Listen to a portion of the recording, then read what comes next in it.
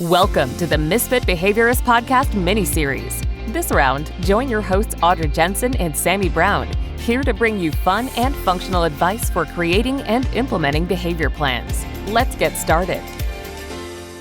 Hey everybody, welcome back to the Misfit Behaviorist podcast, and we are making a pivot today. Caitlin and I are going to be working on putting together a course for behavior management in particular, because that seems to be what people are interested in.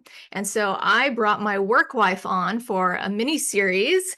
And so I have Sami Brown here with me, and I'll tell you a little bit about where we came from, but everybody say hi to Sami. Hi, Sami. So Sami Brown and I have been friendly for many, many years because we first knew each other when I had, and you'll have to jump in here because I'm going to mess up everything because I'm much older than you and don't have a memory. And you have a good memory. Many years ago, I had an ABA clinic, and she was one of the moms of, her cute little boy was one of our clients. And so I knew you just sort of briefly on the periphery because you had different BCBAs that were working with your kiddo. Correct. And then when I went back into public school settings and became the BCBA in our local district, and I remember walking into one of the classrooms, I think it was a resource classroom, right? The first time I saw you again. I think you were actually putting on a crisis management training in one of the first portables. And you put up on the screen the crisis mountain and a crisis cycle. And I think afterward, I joked with you and I said, I hope you're not using my son's stuff.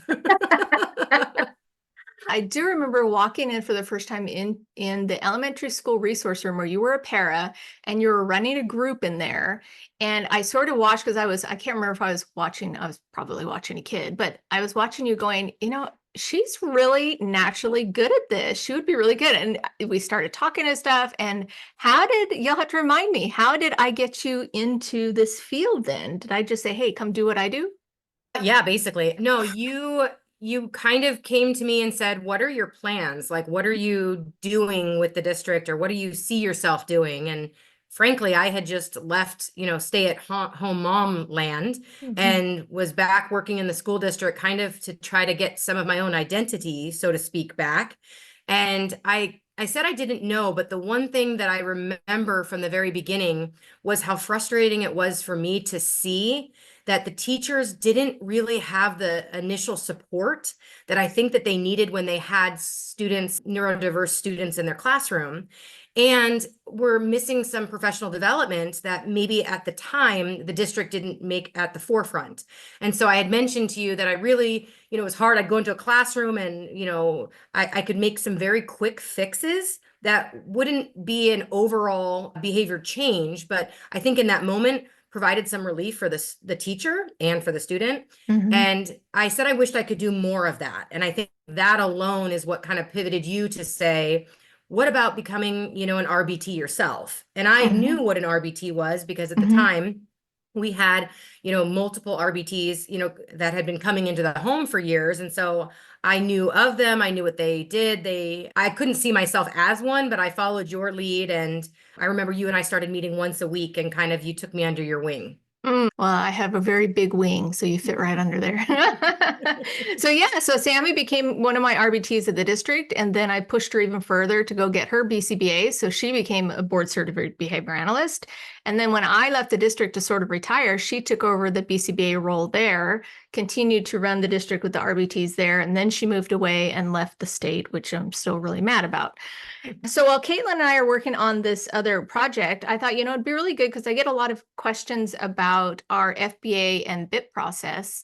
And I think, Sami, you and I did a really good job with this brand new district who hadn't had BCBAs or behavior techs or anything. So I think we did a really good job of getting our district to start a process for requesting behavior support. And then also, and I think I helped you train you in how to create really solid FBA BIPs. Now, when a district has a history of creating FBAs and behavior plans, it's very typical for them to be kind of more simple. And I've seen a lot of which just like going through the IEP software, and then there's a lot of like check boxes that kind of fit. And that actually a process like that in kind of honing in on behaviors for most students and situations are fine. But some of the students that you and I are called in on are more intensive, are more complex. And so the type of FBA and BIP that we create is more comprehensive. And so I thought in our little mini series, we'd go over kind of our process in requesting behavior support, and then also our step-by-step process and how we create an FBA and BIP from beginning to end. I think that one thing that I noticed just coming in, and you obviously have a lot more experience, was that whole whack-a-mole. The minute that the district or teachers or administration, got wind that we've got this behavior support, it was, well, come and see this student, or we've got this student, or, oh, thank goodness, now you can help us with this. You could very easily, especially as a new BCBA into a district, or formulating a new behavior support team, if a district hadn't had BCBAs on staff before, could get really overwhelmed. And so it was a really important opportunity for us to stop and say, okay, let's pause, because there are existing systems in place if your district has an MTSS, and are those systems running appropriately? Because if there's, weak links in that chain's going to fall apart, and then it kind of teeters. And so developing a specific flow chart process for us of what warrants our intervention, so to speak, and where have we been with the student, and recouping that was really important. Yeah, and I think that's the best thing we did. I think that's the first thing that we did and the best thing that we did in figuring out how to create a process for that access. And that when we first went in and started working with teachers and being called in for student support, it was exactly that. It was whack-a-mole. It's like, this teacher needs this and that, and there was no process. And I found that once we created a process from beginning to end, from their concern about a student through actually receiving our services and support, just the process itself of the referral helped teachers gain not only ownership for what's going on in the classroom, but a lot of times we found that we're able to fix a lot of the problems just by going through the referral process. We may not even need to go in by the end of the process anymore, because the teacher starts to figure out what they're looking for, how to define the behaviors, what do we mean, and how to track their own stuff. And with simple strategies, we're able to actually make a meaningful impact without even going through a whole behavior plan process. This is going to probably be a little bit of a sidebar, but I think it correlates. In the other day, I was going through my cell phone, and I have probably 6,000 pictures on my cell phone. I've got a problem. I need an intervention. But I was trying to weed through some of the pictures, and I came across, I don't know, maybe 200 across a span of time of our old dog, who was a dachshund, Oscar, who lived until 17. And I said to my husband the other day, I said, it was really sad for me, because I looked at these pictures, and I didn't see at the time how old he was, and potentially how much pain he could have been in, because I was so close and so emotionally invested in him being a part of our family. And he was so special that I couldn't see it. And now looking back through these pictures, it was like a night and day. And so I know that's kind of No, it's weird, perfect. But I think that sometimes the teachers get so emotionally invested, and then they feel defeated, even though their skill set is there, and they are doing a great job in so many areas, that they're just a little bit too close to the situation, that having someone kind of come in from the outside who is very respectful, that it is their classroom and it is their space, and we're not going to have them do things, like a circus performer that they aren't skilled to do, but just helping them kind of walk through a process of a different lens with that student that maybe they hadn't seen prior. Yeah, I think that's actually a very perfect metaphor of what we're talking about is, having the teacher have some ownership and taking that step back, it forces them to take a step back and kind of look at a situation. So I'll go over quickly kind of what our referral process is. Jump in anytime here that you remember. So the first thing that we did when we created was we have a teacher or any sort of adult professional that has an initial concern about a student. And so the very first thing we want to do is, that's where it starts. It's like, hey, you have identified something that is important behavior that maybe needs to be decreased, or behavior needs to be increased, that's going to help that student access their learning better. And so that's kind of the very first thing. You have a teacher, they have a concern. The questions that we have them ask is the behavior significantly disruptive to the learning or safety? And I think that was a really important question, because a lot of times teachers will get fixated a bit on behaviors that aren't necessarily overly disruptive or unsafe, and they may want to fix things that don't need to be fixed. And maybe that's the first thing, just asking the question, is this extremely disruptive to the classroom, or is it something we just need to maybe teach the other students how to be okay with, different behaviors like that? I think just one thought that I had is, individuals that are on the spectrum do have some self-stimulatory behavior.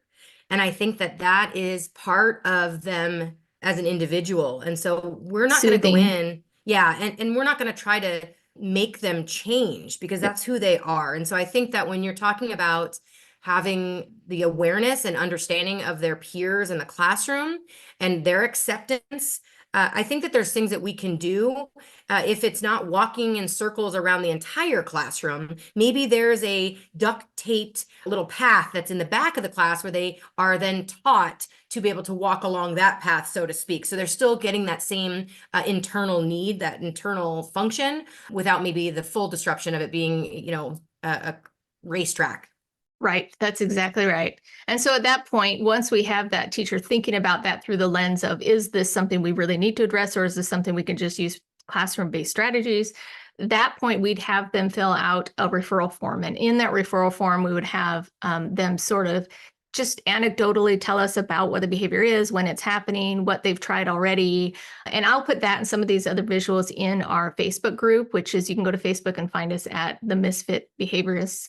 And I'll put that in there as well. And then, so once we have the teacher who's filled out this referral form, then we might create what's very commonly known as the ABC data collection, which is really anecdotal. And I think giving them just that basic data collection just gets them starting to think about, okay, what was happening before the behavior that I'm concerned about? What did the behavior look like? And what happened after the behavior? Now, this isn't like completely measurable, so to speak. This is not an objective form. This is just getting the teachers start to gather that anecdotal information that we can then start looking at more extensively. Yeah, and I think that this is where we had mentioned just previously, right before I have them start filling anything, I really do try to find out where they are already in the MTSS process. Now, if they're truly, truly unsafe and they're flipping desks and there's a safety concern, then I'm obviously going to push in and go right to administration because there's something that needs to be addressed. However, they may not have even accessed, depending on if it's a lower level behavior, any of the original support that are already in place per building.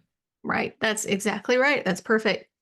So then once we'd have kind of that ABC anecdotal data, we have a submitted referral form, we can gather some more information from that. We then review kind of as a behavior team, the referral and that anecdotal information. And then we decide, okay, do we need some more anecdotal information, or do we have enough to really make a determination? Do we need to continue on with the process, or can we just go in and implement kind of classroom-based strategies? And is that going to be enough? And I think that it's also I'm pretty special. I don't want to brag, but I can't magically make things happen. And so I have at times asked a teacher to collect some ABC data because it is their room. They're going to have a full lens, of understanding of, like you said, what's happening before, during, and after the behavior. I've also not received anything back. So I can't really help either if I don't have that lens of, being able to peer in and see what's happening. And then I think that leads to a further question. Are they not in a ability to collect that data? And if not, what's the barriers to that? Is the way that we've initially requested the ABC form too involved? Can it be a checkbox? Can we modify that collection just in general? And that also, I found that sometimes we give this information to a teacher and it takes a little bit of time to gather this information and put it all down, that sometimes just enough time has passed for them doing that the behavior is not such a significant concern anyway. And it kind of weeds out those that really need to be seen. And one that, sometimes a behavior pops up and a teacher, has 30 kids in there and it's like, it's a big deal, but then maybe it's a behavior that's not going to last very long. It's sort of, they're going through a growth spurt or whatever it is. And sometimes just the process itself will help weed out those situations that if just give it a little bit of time and it will calm down. And sometimes we don't even need to go further. The behavior's kind of fixed itself over time. Yeah. Or I've had a teacher that's gone, I did 4 or 5 lines of this ABC and I noticed this always is happening right before recess. Or it's every time it's during math, and they kind of come to this own epiphany on their own by being able to look at it from not that emotional lens, but from that data-driven piece to say, oh, I'm connecting the dots myself. I don't need you anymore. And I'm like, but wait a second, I'm pretty special. Well, that's another thing. I think this kind of primes their pump, and like, we're going to continue on. If this does continue on, we're going to continue on with more data. It's going to be a little bit more specific and maybe a little bit more difficult to collect or whatever it is. It kind of primes their pump like, okay, I can do this. You know, they're going to teach me, they're going to create a system for me. They're going to teach me how to do it. And it's something I can do. And we're going to get really good information out of it. So that kind of helps weeds us through and then pulls us into, at that point, we can have kind of a decision meeting with our behavior team, which is what we did. We decide, okay, we have this information, we can look at it. Are we going to move on with like a full behavior plan and, functional behavior plan and possibly a behavior intervention plan? Or is this something we're just going to, do we need to talk to admin about, extra breaks for the student or classroom strategies or whatever it is that we can just do without a full behavior support team or a plan to go forward? Then at that point, we can decide, do we need to go back at all? Do we just continue on? So from that decision that we make, so either we're going to go forward with just classroom resources and monitoring and revising anything, or we're going to go through and talk about a more extensive plan, which might be a full functional behavior assessment, which would be the next process in getting our signatures, getting dates on the calendar, understanding that we can't really do any sort of observations of the students until those things are met. At this point, up until this point, we're only getting information from the teacher or maybe therapists that work with the student in different settings, but we can't really do any sort of intervention or observations even without having those parent signatures and making sure they're on board with what's going on. And even the very beginning, most of the time we do want parents in the very beginning, we have a behavior support team. The teacher hopefully has a really good relationship with that parent and is having those conversations anyway. So this isn't a big surprise because you don't want to have that conversation with a parent who has no idea that their student is engaging in certain behaviors that's problematic at school. And these random people are starting to contact them about plans and stuff. So we just want to make sure we have that open communication with the parents at all times. And I think that that's such an important piece because sometimes, I've heard kind of floated around, well, you're technically part of the special ed team and you're technically part of the IEP team, or you're technically this. I don't want to work on that specific technicality. As a parent myself, I deserve to know what's happening with my student.